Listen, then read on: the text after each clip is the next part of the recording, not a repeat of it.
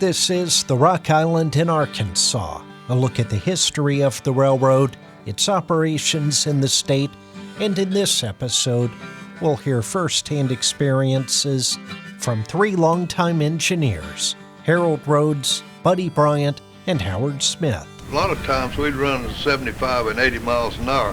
Now on a steam engine, if you're running that fast, it was vibrating and shaking so badly you couldn't walk without holding on to something. Coming out of Memphis is when it was a headache. You got a handful of orders at Kentucky Street, and you had to read the things, but there you was fighting your way across that Harrowhand Bridge and down that hill. You had to cross the Frisco. The mop was down there, and it was something else. When we knew within reason that the Rock Island was going to fold, you knew you were going to lose your job. You wondered what you were going to do. And I got to the point, I thought at times I was going to die.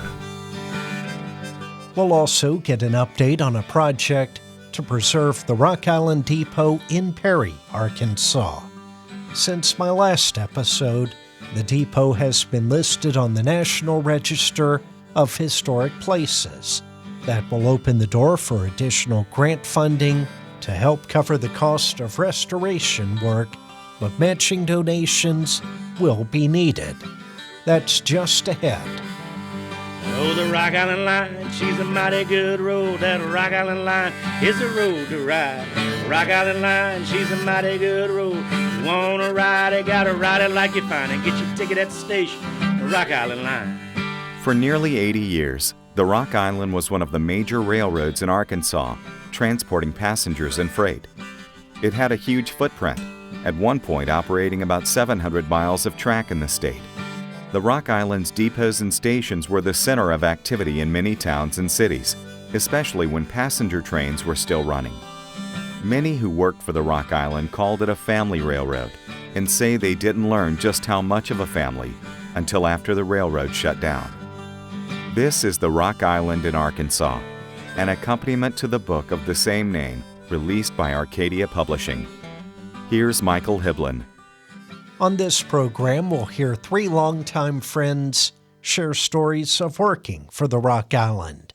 Harold Rhoads, Buddy Bryant, and Howard Smith started in the years after World War II, initially working as firemen until being promoted to engineers. Two of the three experienced the final years of steam locomotives, all had plenty of crazy adventures, near misses, and commiserate here about the often mundane or frustrating things they went through as the railroad declined before being shut down in 1980. The three sat down together to swap stories in April 2003. I'll also include segments of a one-on-one interview Rhoads recorded 7 months earlier. Sadly, all three have since died, but their stories live on, thanks to Tom Sandlin, a former Rock Island employee who later went into law enforcement. He realized the incredible value of oral histories at a time when many Rock Island employees were dying. For a decade after his retirement, Sandlin traveled around the country, recording hundreds of in-depth interviews with former employees of the railroad. Around Christmas of 2020, I met with him near his home in Texas and picked up several boxloads of cassette tapes. I'm now working to digitize those interviews and post the audio online. The interviews you're about to hear came from those tapes. First, here's Harold Rhoads talking with Sandlin in Little Rock on September 30th, 2002, about his earliest experiences on the Rock Island. My name's Harold Rhoads. I'm 73 years old, soon to be 74. I worked for the Rock Island Railroad from 1951 until it went into bankruptcy. And then I went to work with Missouri Pacific and retired off the Union Pacific 12 years ago. My seniority date on the Rock Island was July the 5th, 1951. And of course, when you hire out on a railroad, go to work for a railroad, before they'll let you work, you've got to make student trips. I was hired out as a fireman at the time, and they still had steam engines.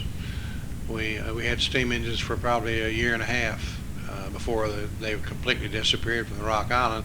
Rock Island had oil burners. They didn't have coal burners. They had oil burners. And starting out as a new person on a railroad, I think the best way to describe it is you're lost. You feel lost, and everything is just you just don't understand what's going on, to be honest with you.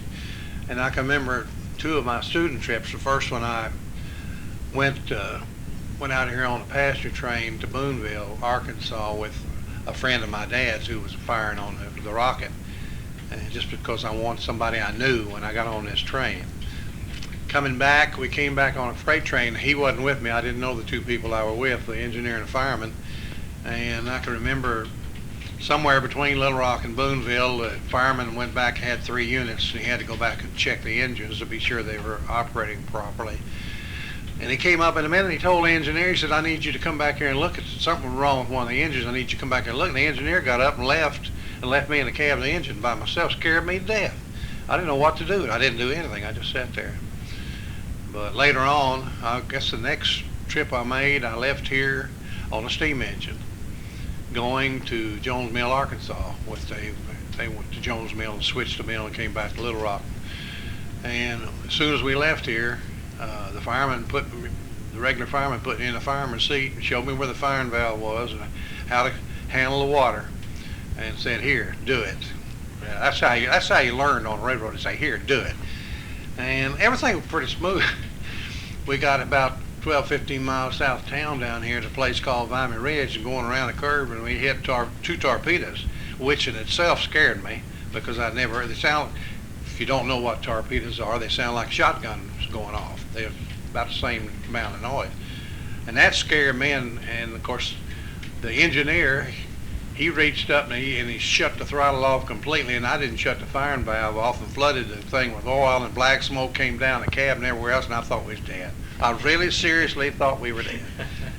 But finally, I made my student trips. You had to make, at the time, about 4 or 5, which incidentally you did on your own. You paid for your own meals, you paid for anything else. Rock Island didn't give you any subsistence whatsoever. And my very first job was, they called me at about 3 o'clock in the morning to Deadhead to Brinkley, Arkansas. They had a switcher at the time, and they used steam engine down there. They worked from Brinkley to Far City, Arkansas 3 days a week, and it worked to Stuttgart, Arkansas the other 2 days a week. So that deadheading was an omen, really. I spent a lot of time deadheading over the next 25, 30 years. But anyhow, I got along pretty good. About Saturday, the last day I was down there, we had to go to Stuttgart, and we got over to Mesa, Arkansas on the main line, which is where the branch line ran down Stuttgart. And here there was an old Rock Island dentist, Doc Montgomery. Never will forget him. He had one eye, kept looking at the other one, And old Lige Snyder was the engineer, and Lige lets Doc Montgomery get up there and run the engine, and me trying to fire it. And I was doing well, with a good engineer, but we started down that branch, and that old man liked to wore me out. He'd open that throttle wide open, and he'd shut it off. And he'd open, he'd shut it off. And I was trying to keep up with that firing valve. It liked to wore me out before we got back to Little Rock. The term deadheading, if you're not familiar with it, means moving a train without passengers or freight to get it or a crew in position for another trip. Here's Rhoads, recorded 7 months later, joined by Buddy Bryant and Howard Smith. This was in Little Rock on April 16th, 2003. Riding a steam engine, you've ridden steam engines, I guess. You never did? Never did. You ride a steam engine 50, 60 miles an hour, it's an experience. It's a lot different than riding a diesel engine. Banging around? Yeah, it tends to rock more than a diesel locomotive will. I fired for about a year, I think, before the steam was gone. Howard, of course, he was there 4 or 5 years before I was. He grew up with the diesel more or less. Well, I did too, really. This is Howard Smith. One of the trips that I can remember very, very clearly was going west on a steam engine, and was out at the Murray Lock and Dam, going around the bluff, And at this particular time, the steam engines were being phased out of the railroad, and diesels were coming in, and they were not putting any more money into the steam engines than they absolutely had to. Consequently, they were in very bad repair. We were out there about lock and dam, and one of the flues blew out of this steam engine, and that put raw steam into the firebox and on out the door. And I climbed out the fireman's side, and over the window there's a big rail which you could hang on to, and I was holding on to that. The engineer got up in front of his seat as far as he could, and naturally this steam just went down to zero rapidly. And when that happened, the air compressor stopped, and the brakes set up on the train, and we were out there dead, like you might say, dead in the water. We didn't have radios then, and there was no way to tell anybody what the problem was. We couldn't tell a conductor, and so the engineer, he had gotten a little bit of burn from the steam, but not enough to be too serious. And so I told him to go on back to the back, and I put the train in the brakes, all the brakes in position to be towed back in. And then I had the duty of carrying his grip and my grip on this ballast, which was about the size of your fist, about there, for about a half a mile back to the caboose of that train in the dark without a light. That was quite an experience on a steam engine. Anyway, we got back to the caboose and told them what was wrong, and they got a hold of the dispatcher, and then they sent, I believe the road phone of engines came out there in his car and took us back into Biddle to the shops. And my experience on steam engines was just every trip was just almost a complete failure. I mean, something would happen very badly on every trip, you know. Harold was talking about the engines vibrating. When we had steam engines on our passenger trains, they'd run them they had no speedometers on the steam engines, on the ones that we had. Now, the later ones had speedometers, but the ones we had didn't have any speedometers. And we would run around 75 or 80 miles an hour, and we'd determine our speed by looking at the milepost markers along the road, and we'd check and see how we was going. And we were running, a lot of times we'd run 75 and 80 miles an hour. Now on a steam engine, if you're running that fast on these older steam engines, it was vibrating and shaking so badly you couldn't walk without holding on to something. You had to hold on to something or you'd be down. And then you was trying to keep the thing hot, enough steam going, and water where you won't run out of water on the water glass.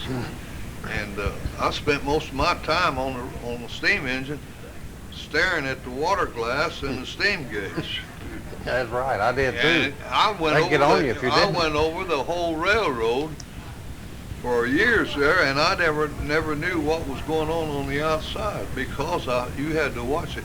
And different engineers had different techniques of how to adjust the throttle and the reverse lever to where they would get the most efficiency out of the steam and use the least amount of water. And that was one of the big issues on a steam engine, is never run out of water, because when you run out of water, that was it. You was dead in the water again. You blow up. You was dead in the water.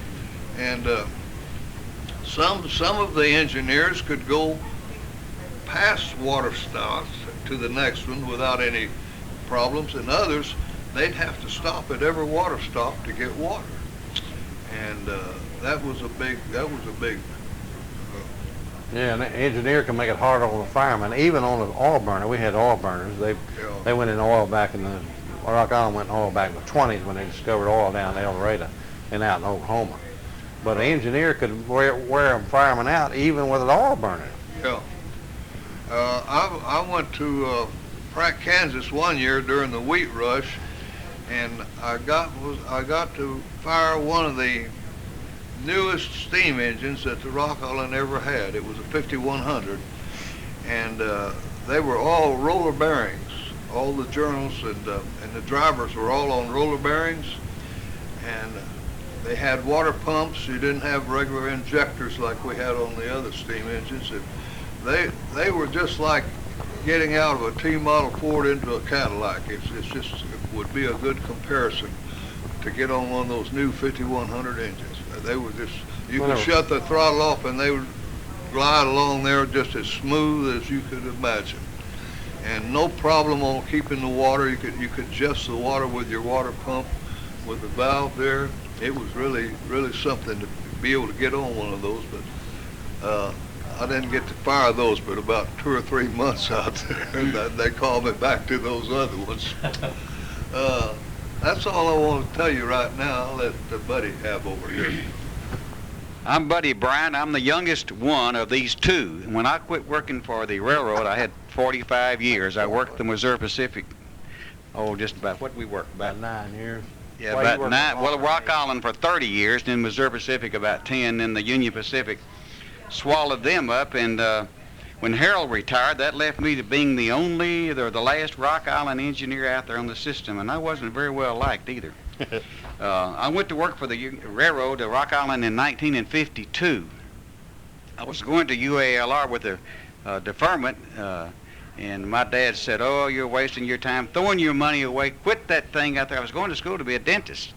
So I did. I quit, and they promised me that I'd get drafted when I quit. And sure enough, about 2 or 3 months later, I got a request to go in the Army. And luckily, I went to Germany during the Korean War and spent all my time in Germany.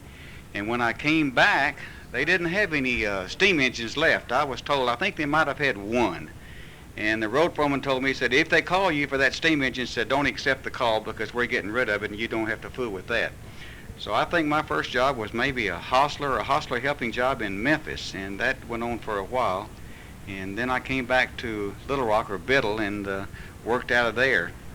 But I never did work on a steam engine, so I don't know anything about one at all.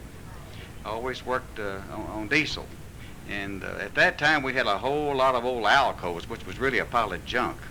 And then later we got some EMDs, and just before they shut down, we had some real good equipment. And I don't know how in the world they acquired that because they were in such bad shape financially.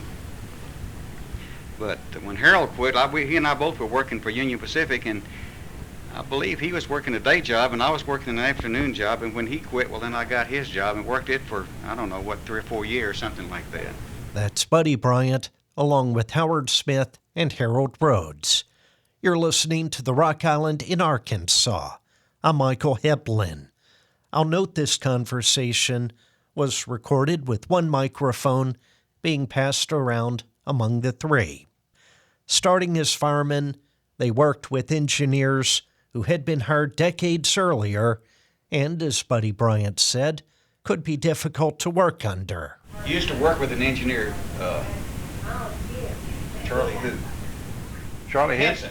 Charlie Henson. Pinky Henson. Yeah. He said, now, buddy, get over here and run this train. Now, I said, but I'll tell you one thing. I said, you run it the way I want you to run it, or you won't run it. I said, now, when you get to be the engineer, you can do what you want to do, see. A lot of them had that opinion or felt that way, you know. Like I was coming out of Memphis, running from Oregon, or Dick Easterly. He said, Dick Easterly there, I'd been on vacation and I was firing for, I don't know, whoever. And when I came back, he was a very undesirable engineer to work for. Nobody wanted to work for him or with him. But I got swapped off, and there I was working with him. And he said, I want you to forget everything these other engineers have taught you, and we're going to start all over again. See? Who was this? Dick Easterly. I came out to Memphis one night with him on passenger trains, and it was real cold. And he said, babe, I'm going to open this valve down here. They said cap heaters they had up there. Well, all in the world he was doing was draining the water out of the engine. And we run out of water. Hadn't even hardly got out of Memphis if the thing was out of water.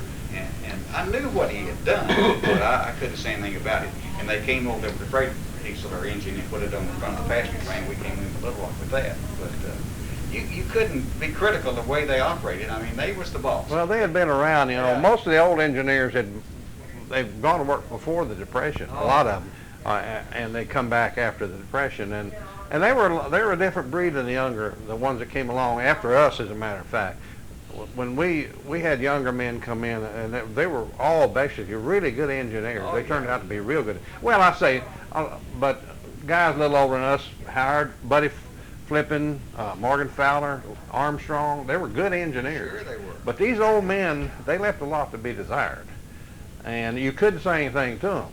That's like Floyd Boggs, hard-headed old rascal. I mean, his head is hard of that. And first job I caught with him, we got out to Mall Mill, I guess, first water hole, and I was out of water. You know, and it, just the way he was running the engine, it was partly my fault, you know. Yeah. And we finally made it to Boonville, and he wouldn't even get up and help. And coming back, we got to Perry, and I had to take on water again. And I told him, I said, now, mister, I said, I don't know you. I said, but somebody told me there's a hill right out here. I said, you're going to have to help me if we're going to get over that hill. We ain't going to have no damn water. But I'll tell you how hard-headed he was. Years later, it was 1958, I can remember, because it was Frank Brawl's first year as head coach at Arkansas. He came out of Boonville, he and J.D. Parker was his fireman, and they had a section man, or someone that worked on the track, riding as a passenger. I think he come out of Howe and was going to Ola. And it was not uncommon, you know, the guys wanted to get home. Well, after they left Boonville, Floyd found out he's back there.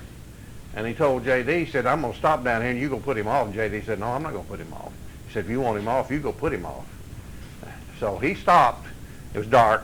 Couldn't see where he was. I mean, you know, I was going to go back there and put him off, and got down on a footboard and slipped and fell, and he was on a bridge and killed him. I remember that. Yeah. Just think, you know, hard-headed old men.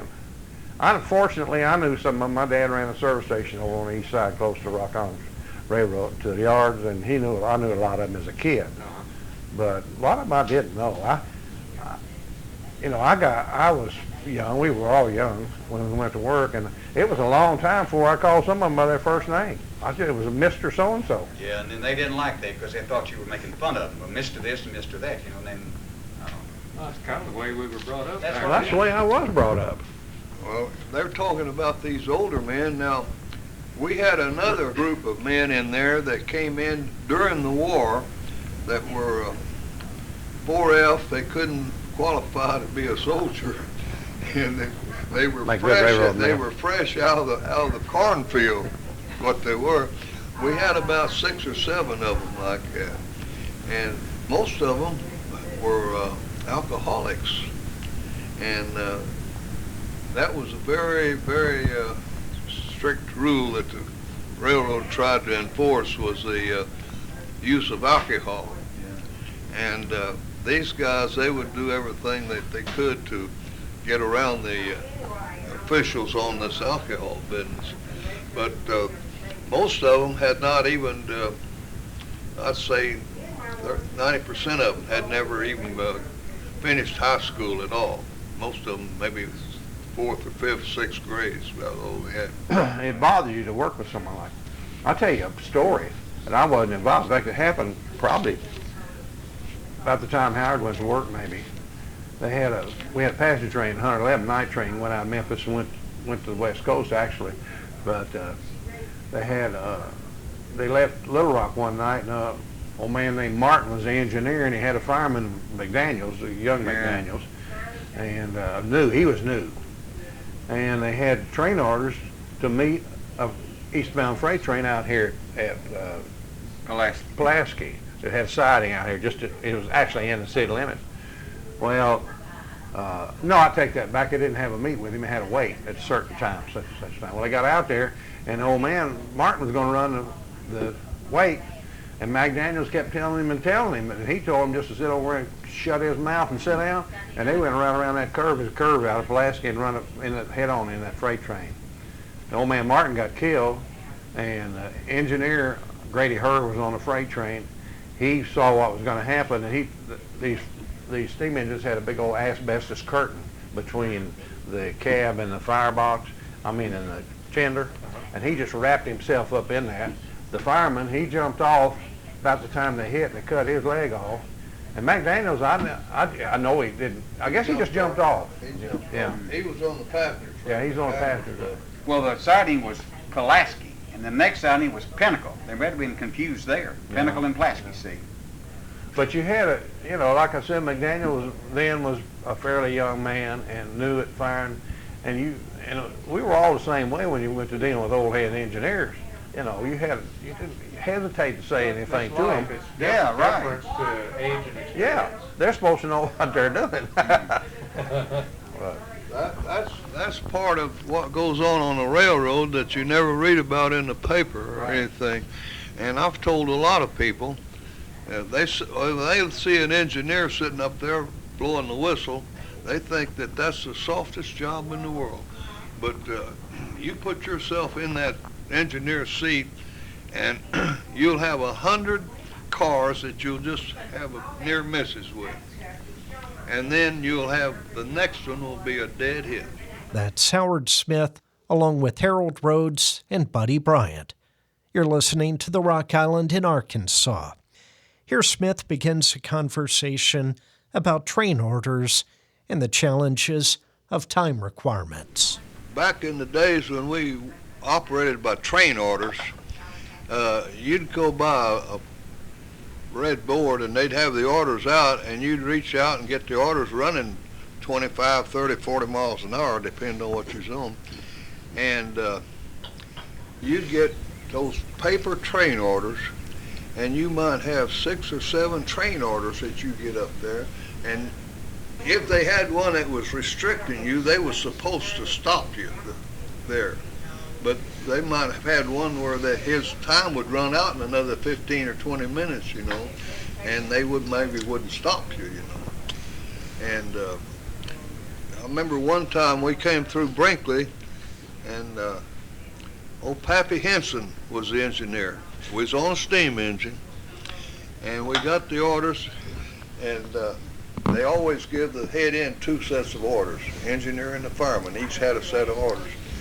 And I looked over, we was running about 25, 30 miles an hour, and I looked over at the engineer after he got his orders, and all I could see was train orders floating in the air.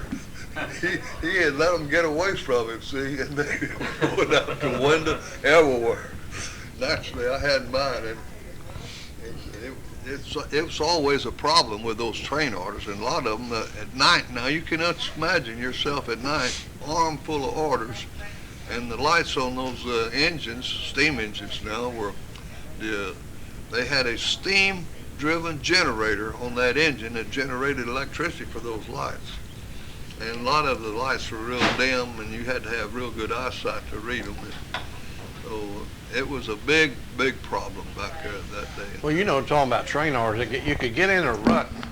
A lot of the orders, you got them every day. It was same writing. And I was going east one day on something, and when you got to Brinkley, they always gave you an order. 111 has arrived and departed. That was just normal. So I grabbed the order. We got halfway over to Wheatley and looked. I didn't have an order. 111 had arrived and departed. So I stopped over and called the dispatcher, and I asked him. I said, "Has 111 arrived and departed Brinkley?" He said, "Yes, it had." And I got back on the train.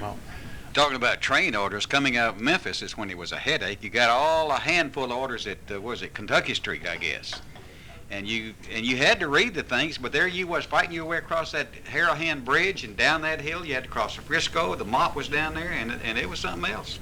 Yeah, I come out of Boonville one night with Clyde Charon. Clyde, he's a good old boy, but I could have killed him this night. And we went over to Waveland, headed in, waiting on the local, really. And then we had some time on 991 on further down the road, So we sat there, and finally the local, we had a brand new brakeman. I don't know who he was, I don't remember. But finally it's middle of the night too, Finally the local went by, and here I got a man on the caboose, conductor, and nobody said a word. And he went and lined up, and I said, well, we'll go over to Belleville for 991, or 51, what do they call it then? So we got out of there, and I got to speed up real good, and this brakeman come up there, and he said, "Mr. Rhoads?" And I said, "What?" He said, "I think there's a problem. problem. I said, what? He said, you need to look at your train orders. And I looked down at I read them real close, and we did not have time to go to Belleville and get in the clear. And Clyde sat over there, and the conductor, and they were all in a hurry. And I told Clyde, I said, I ought to wring your damn neck. He said, didn't you know that? He said, you'll make it. So I called them on the radio and found out they weren't anywhere near, but Is your funny feeling? you could have gotten, yeah, and no, it wasn't block signal territory. It's dark railroad. Yeah. And it just so happened we headed in over Belleville. I looked out on the highway, and the car looked just like Leroy Williams out there, and I thought, hey, we're all fired, but fortunately it wasn't. But things just, you'd be surprised some of the things that happen that we luckily get by with. I mean, you weren't too nervous about it in block signal territory. But west of Perry, there was no block signals from there to Amarillo. And you get kind of nervous when you got into a position like that. If they had to operate by train orders right now on the UP over here, they'd be out of business. They wouldn't know what to do. They would be out of business until they got some of these old heads over there to tell them what they could do. We headed in one out of Berta, this train we were meeting, and we just barely got in the clear, and I thought, oh my God, this could have been a terrible thing. And he said, this is really railroad, and I thought, no, this is crazy. Harold Rhoads told Tom Sandlin in their one-on-one interview about one incident that injured a coworker. I was working over at Forest City one time we were doing a little work train work over handling gravel and everything, and we were about ready to get off and go to work. Get off and go home, and we had shoved everything up a hill over there, and the caboose was in front of the engine, and the brakeman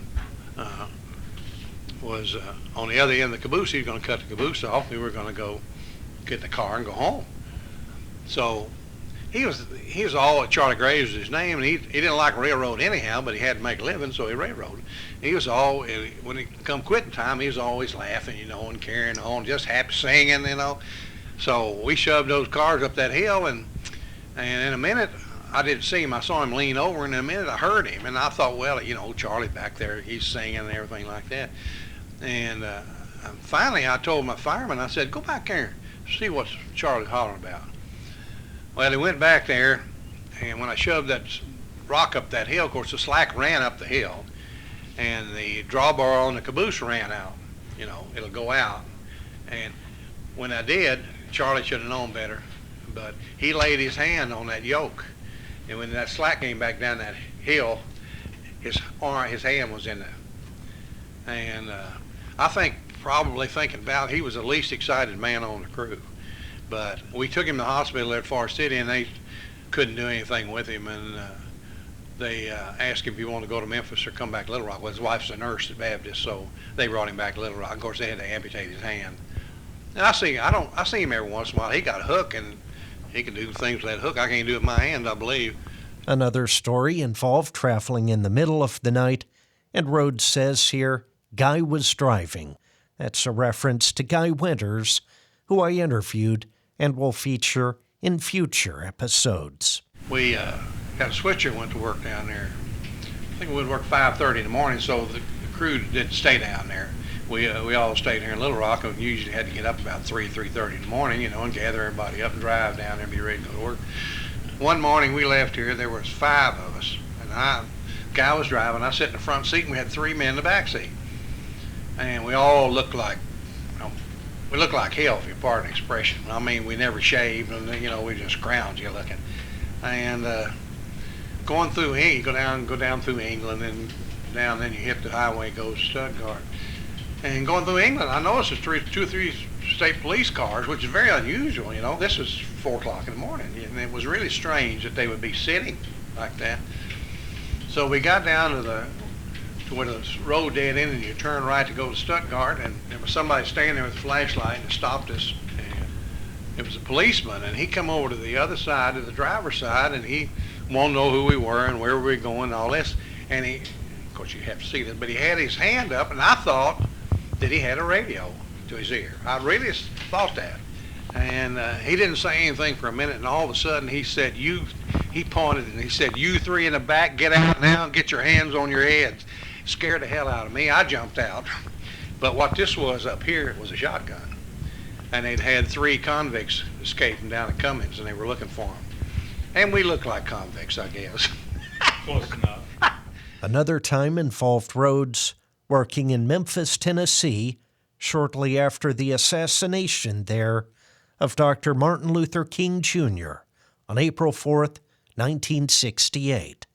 His wife Betty can be heard in the background as he led into this story, talking about the challenges to the families of railroad workers. We were away from home a lot. I probably, when my kids were growing up, I was away from home half the time. Would you say, Betty? Yeah. I don't know. A lot of women deserve a lot of credit for raising children and a man being gone all the time. She did a fair job. We earned every bit of our railroad retirement. Plus, really, we should be getting a big chunk of it rather than the men. Yeah, right. We had switch engines in Memphis, which were covered by engineers out at Little Rock. When they had a vacancy over there, somebody laid off, you got called off the extra board here, and you went to Memphis and worked switch engine. Well, one afternoon I got called to go to take the wrecker to Havana, Arkansas. They'd had a derailment up there, and at that time, I think we worked 14 hours. I'm not too sure. It was either 12, 14 hours. You know, one time we worked 16, and they gradually cut it down to 12. So we took the wrecker up there, and our time ran out up there, and by the time they got the track clearing, a train came through, so we got on a train and came back to Little Rock, and came home and cleaned up and ate and went to bed. It was about 5:30, 6 o'clock. Of course, I'd been up all night long. I was worn out. So the next morning, I was called, I think it was 4 or 4:45 to go to Memphis on 26. So I got up and was in the bathroom shaving, and my wife, here come my wife. I mean, this is 2:30 in the morning. My wife don't get up at 2:30 in the morning. I'll guarantee. Anyhow, she came in and she says, "Where are you going?" I said, "I'm going to Memphis." She said, "Do you know they killed Martin Luther King over yesterday?" And I said, "No, it had happened after I'd gone to bed." And I said, "No, I didn't." She said, "Well, why don't you lay off?" I said, "That's why I'm going, because somebody else done laid off. They ain't going to let me off." So we went over there, and we put the train away and went downtown. We stayed at a hotel down on Main Street, and went up and went to bed. And, I don't know, about 3 o'clock, 3:30, the train master called me, and he said, "Would you mind getting up and coming on down here?" Said they're gonna stop all traffic on the streets at 5 o'clock. There will be no moving on the streets after 5 o'clock. I said, "No, I don't mind." So I got up, and then the crew got up, and we ate, and we got the last cab that we could find. Ordinarily, they wouldn't let 6 of you in the cab, but they did with us. Anyhow, we got down there, and we sat around waiting for them. We had to get a delivery from the Southern, and before they get the train ready to leave.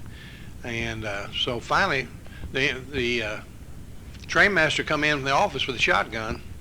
I said, "What's that for?" He said, "I'm going to take you." We had to walk all the way to the other end of the yard to get on the engines. He said, "I'm going to escort you down there." And they had killed a man there in the yards that day, looting or something. I don't know what it was all about. But anyhow, we got down there and got on the engines, and what they did over at Memphis, it was a stub yard, and they built the train from the back end, and then we shoved the train out of the yard. The switch engine was on the back, but we shoved it out on the main line. Well, we were backing out, and I looked back there about the third engine back there, and there's 2 or 3 guys in civilian clothes, and I asked that train master, I said, "Who is that?" And he said, "That's the Memphis police. They're going to be with you to leave town." It was a little bit scary. I didn't feel like anything was going to happen to us as far as that goes, but I know they had a lot of problems, obviously, at that time. I went back over there a week later, worked a 359 switch engine, and I took my shotgun with me, and all the switchmen walked around there switching and had the gun strapped to their hips, and I had my shotgun on the engine. But like I said, I really didn't think anything was going to happen, but if it did, I wanted to be ready. The decline of the Rock Island began with a proposal in 1964 for the railroad to merge with Union Pacific, while the Southern Division, which included Arkansas, would be sold to Southern Pacific. At that time, Union Pacific didn't have a presence in Arkansas, and what is today part of Union Pacific was then Missouri Pacific. The proposal started what is said to have been the longest and most complicated railroad merger case at that time to go before federal regulators. As Rhoads discusses, the Rock Island stopped investing money to maintain its track and equipment. By the time the deal was eventually approved, the Rock Island was in such bad shape that the other railroads walked away from the deal, saying the cost to rehabilitate the infrastructure and meet union obligations were not worth the expense. The Rock Island and the Union Pacific filed with the Interstate Commerce Commission back in the 60s, I don't know when exactly, and what was the deal was going to be the UP was going to take over the northern half of the Rock Island and the Southern Pacific was going to take over the southern half. Well, the ICC wallowed that around for 11 years. And by that time, the Rock Island had assumed that they were going to be taken over, and they had gone to what they called preventive medicine. Basically, what it was is to keep you from falling off. It didn't work all that well, but to keep the track just good enough to hold a train. We could run a train on. And as a result, by the time the Rock Island was about to fold, actually, and the track was pretty bad between here and between here and Perry, Arkansas, which is about 42 miles, it was 10 miles an hour. It took you 4 hours to go, and you try that about 1:30 or 2 o'clock in the morning. And so I left here one morning, and we didn't have firemen then, and I had a head brakeman, a good head brakeman. I don't think Robert ever shut his eye. I don't know if he slept at home or not, but he didn't on the railroad. So we left here, and we finally got up to Perry, and the speed went up to 40 miles an hour, and going down through Perry, he went off hill and went down into Perry. They had a slow order, 10 mile an hour slow order, so I set the brakes. Slow down. In a minute, I woke up. I'd gone to sleep. The train was sitting still, and I said, "What's wrong?" Robert says, "You got the brakes set." He says, "You got the brakes set." I said, "Okay."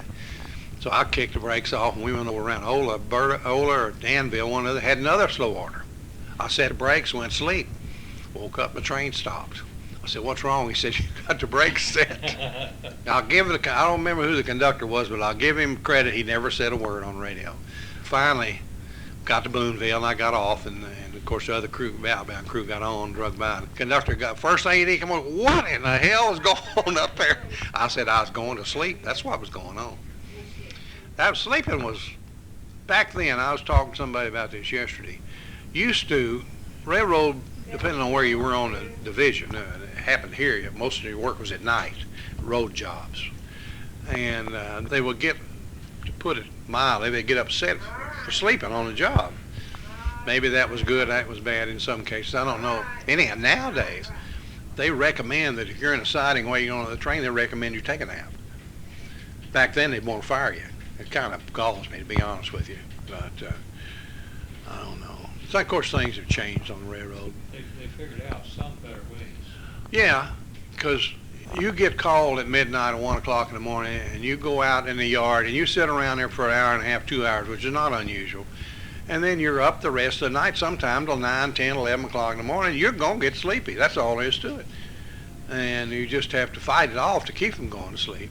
In the group discussion 7 months later, Rhoads, Buddy Bryant, and Howard Smith talked about the stress of working for the railroad at that point. Rock Island was collapsing, basically. We ran from here to Perry, Arkansas, which is about 40, 45 miles, 10 miles an hour. You'd hog log every trip. Oh, yeah. You just didn't get from one place to another. Oh, I got mad one night. It was hard, and a lot of men were sick. They really had stomach aches and one thing and another, because you knew that if the railroad didn't collapse, you'd get killed, you'd fix to lose your job. Yeah. And in fact, I ended up in the hospital, seriously. But anyhow, we went out of here on a local one night, and went all the way to Boonville, and we were over at Waveland waiting on an eastbound train, and we all went to sleep. We'd been up all night. And I was working with Conrad run the engine. I happened to wake up, and here come the road foreman down the track. I told him, I said, "Wake up, here comes Thompson." He and I didn't like each other. And he come up there, and he went back there, and I think that maybe the brakeman was asleep on second unit, I don't know. He come up there and made some remark about what we were doing. We stopped back this end of the siding so we could get a run at the hill when the train headed in. He didn't understand. He's too damn stupid for that. But we got to Boonville, and guess who was standing there? Mr. Ivy, Carl Ivy, who worked here, but he was a train master. And I told him, I said, now, we get to Boonville, there's going to be a company officer, and he's going to say something about this. And so everybody just keep their mouth shut and go ahead on and don't say a word. Well, I got off, and Ivy walked up to me, and he said, what was going on down there, Mr. Rhoads? And when he did, I lost it. I said, let me tell you one thing. I said, we've been busting our butts up and down this railroad for 14 hours then, day in and day out, you know, trying to get from one end of the railroad to the other without somebody having to come out and tow us in all night long, no place to eat. And by God, I'm not going to stand around being criticized for something like this. He said, oh, I had to calm down. He got me calmed down. And then the very next day, Sparky was a conductor. They called us out to go to, we went to Danville, and then in a cab, and then we went over, got the engine, went over to the paper mill, and came back to Danville. We got back in plenty of time, and the road foreman, Thompson, met us and told us what a good job we did. Well, you know, we had some good officers. I was a local chairman, Howard was a local chairman, and most of the officers were pretty good men. The end of the Rock Island came in March 1980. The railroad had been in bankruptcy 5 years by then, and at the request of creditor Henry Crown, a judge ordered the railroad to be shut down and its assets liquidated. Here's Rhoads talking with Tom Sandlin about where that left him. When the Rock Island went under, I was out of work about a year, I think. And of course, me at that age, that was in 81, I couldn't do anything else but railroad. I could probably pump gas again. Yeah. And the younger, I felt sorry for a lot of the younger. Our house was paid for, and our children were grown, and I didn't have any bills as such. But a lot of the younger men, I felt sorry for them because they did. They had a big boat payment, their house payment, and car payment, and all that stuff. And a little bit of kids, they had to work. And a lot of them, as a result, had to leave Arkansas to go to work. Some of them went to work over there. Eventually, they hired 12 engine men over on the Missouri Pacific. And I don't know how many trainmen ended up over there, quite a few, I think. Of course, some of the car men and one thing and another. But it was a bad thing, and you wouldn't believe. I'll tell you a story again about myself. When we knew within reason that the Rock Island was going to fold, and you thought about it a lot. You knew you were going to lose your job. You wondered what you were going to do, and this and that and the other.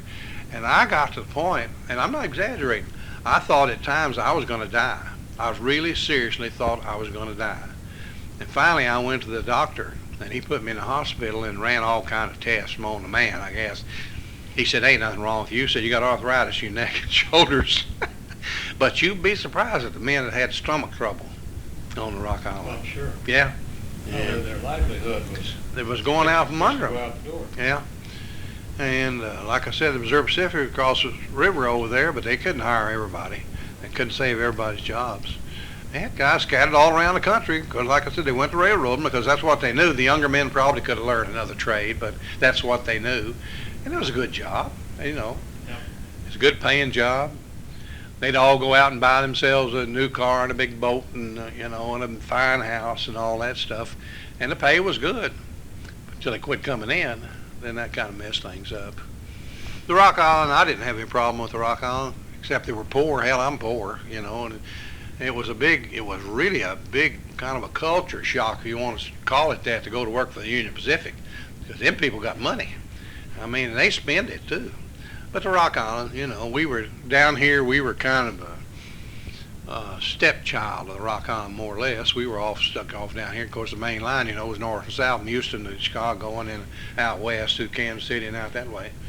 And actually, in my opinion, over the years, I think they've made a big mistake by allowing this Rock Island to go under, especially between Memphis, out of Memphis through here to the west coast. Rock Island had the straightest railroad from Memphis to the west coast, and they let it go under. If you'd like to hear the full interviews with Harold Rhoads, Buddy Bryant, and Howard Smith, as well as others I've digitized that were recorded by Tom Sandlin, you can find them on my website, HiblinRadio.com.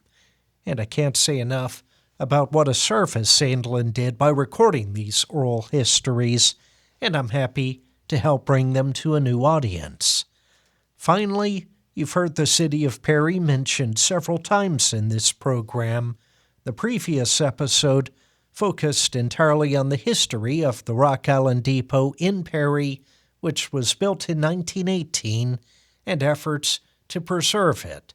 Since then, thanks to the backing of the Arkansas Historic Preservation Program, the depot has been listed on the National Register of Historic Places. This means the state will provide guidance as we continue working to preserve the building. It will also enable us to apply for grant funding. For an update, I spoke with Buford Suffridge, president of the Perry County Historical and Genealogical Society, who has been overseeing the project, and we'll hear about a minute or so of the presentation made during a meeting where the state approved nominating the depot.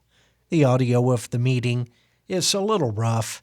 It was done online, given it was in the middle of the pandemic, but I think is audible. The effort to save the historic structure started in 2017, when we learned the short line Little Rock and Western Railway, which today operates about an 87-mile stretch of former Rock Island track, was planning to demolish the depot to expand a locomotive servicing shop. A lot of ideas were tossed around, and we eventually settled on a plan to move the depot to an adjacent lot now owned by the city of Perry. It used to be part of the Rock Island complex there, and in fact was where a water tank once stood for steam engines. Over the span of a year, we raised money thanks to the many people who made donations and found a house-moving company that was willing to handle the project, probably at a loss, so thank you to Combs Home Builders and House Movers. This couldn't have happened without them. In September 2018, steel beams were placed underneath the depot, and it was lifted up, then moved to the back of the lot, where it sat for 15 months until a foundation could be built, thanks in large part to the county and the donation of materials. In January of 2020, the house movers came back and placed the depot on the new cinder block foundation. 8 months later, the roof was replaced with donated labor and materials. We had a lot of great advice from Rachel Patton with the group Preserve Arkansas, which advocates for saving historic places that are endangered. In particular, she told us the best ways to pursue this project in a way that would maintain its historic integrity and make it more likely to be listed on the National Register. That's where Buford Suffridge and I started the conversation.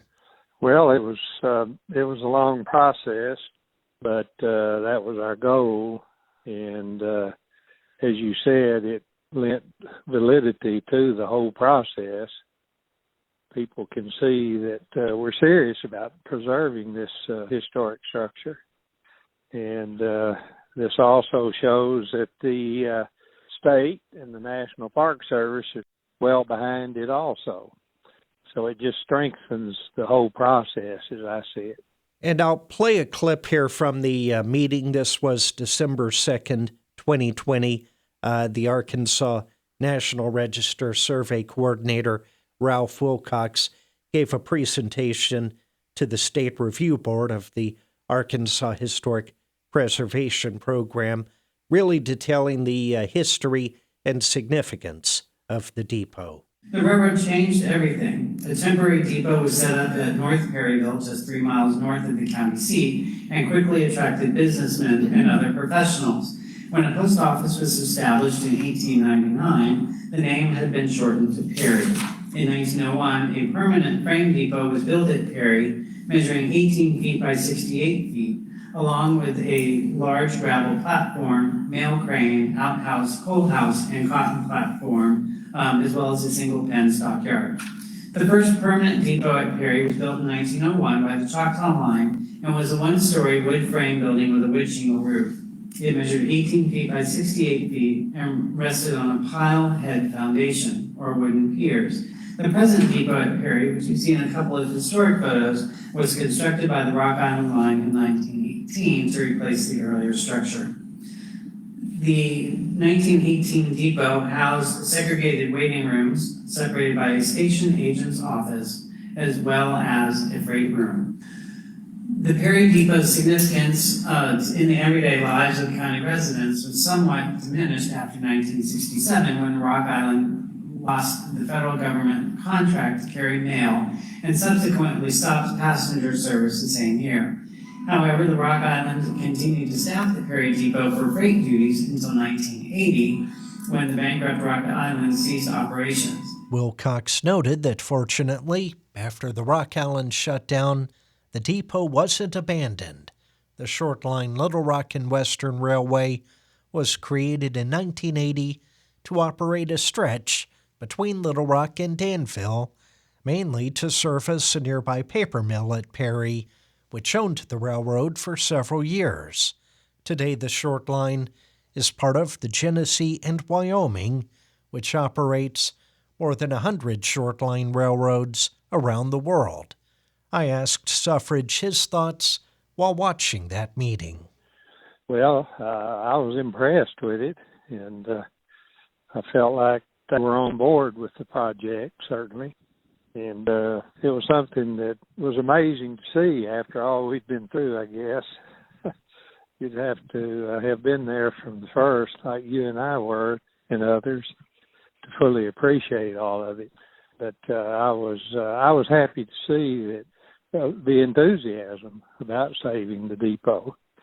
If it was lost, that history would be lost forever. And so significant, too, for Perry County, one of the few remaining Rock Island depots on that stretch of the track. Absolutely. And what one has to understand is when that railroad came through, Perry County was pretty much isolated, particularly at certain times of the year when the rivers around here were flooded. And so it was a boon to have that railroad come through here for freight, passenger service, and so forth. Well, the process for the State Review Board to hear this presentation, ask a few questions, took just under 15 minutes, and then they approved it on a voice vote. Great building. I'll second it. Okay, Colonel Miller seconds. All right, we have a nomination and a second. Call the question. All in favor of this motion, please say aye. Aye. Congratulations. And then great news to get less than a month later, a letter from the National Park Service saying that indeed it had been listed on the National Register. Well, like I said, I think that everyone involved saw the importance of saving this structure. So probably to them it was more or less a no-brainer, which is why it came through so quickly. That would be my guess anyway. One key thing now is that this will help us going forward in taking the next steps to preserve it. As we detailed in the previous podcast, we moved the depot about 150 feet, still alongside the tracks. We've built a foundation for it. We've also replaced the roof, which was very significant. So it's in a good position now. And leading up to this meeting, you and Rachel Patton with Preserve Arkansas met with an architect, Gary Clements with Clements and Associates in North Little Rock, to look at what needs to be done next in the project. What did he think when you guys walked through the depot? Well, we sort of looked at it from the standpoint of what needs to be done first in order to preserve it, because we certainly don't have the funds to do 100% restoration on it immediately, like we'd like to do. We'd certainly like to do that, but those funds aren't available. And so after looking the inside, with some exceptions, is not in bad shape, so we don't have to worry about leaks. The building's pretty well protected, and so his recommendation was that we work on restoring the outside of it first and get that under control, and then go for the inside. Yeah, because we did do so much work to make sure that there wouldn't be any further deterioration to the inside, and fixing up the outside a little bit would help with the appearance and the way people are looking at the depot, so it doesn't look quite as ragged. Exactly. And I've had positive comments by people who were just impressed by the fact that the roof had been redone. Not only was that good for preservation of the interior so that it would not be damaged, but it also greatly improved the looks of the depot. And the depot is situated in such a position that you can't miss it if you go through Perry. Of course, highways 9 and 10 split in Perry, 10 going west and 9 going north. And there's not a person that drives through Perry on either of those roads that does not see that depot. And so it would be very impressive to have the outside of it restored. I think that would increase the enthusiasm that people would have and the confidence that the depot is going to be completely restored. And one key thing that this depot being listed on the National Register will enable is additional grant money, but it's not free money. It has to be matched. And in this case, we can apply for grant money that will require a 2-to-1 match. If we can raise $10,000, we can get a grant for $20,000 to embark on the next phase of this restoration. That's true, and the architect estimated that $30,000 would go a long way towards restoring the outside of the depot. I'm not sure that it would do everything to it that we would like to do, but it would certainly get it in a position where further deterioration would not take place, and as you stated early, make it look good. Make it something that the people of Perry and Perry County could be proud of, and probably get more support from the citizens. That's Buford Suffridge, president of the Perry County Historical and Genealogical Society. Buford will talk again soon. Yes, sir. Thank you, Michael. I really appreciate it. You've been listening to The Rock Island in Arkansas. I'm Michael Heblin. This is an independent production of mine. The views expressed by participants are strictly their own, thanks to the many people who helped make this possible, including Tom Sandlin for sharing his recordings with me, Dr. J. Bradley Minnick for his advice, and Kevin Kilpatrick for voicing the introduction. That train left Memphis is 9:30, pulled into Little Rock at 8:49. The version of the classic song Rock Island Line you're hearing in the background was by the Little Rock duo who call themselves Fret and Worry. That's R.J. Looney and Jim Measle. Like it fine. Get your ticket at the station, the Rock Island Line.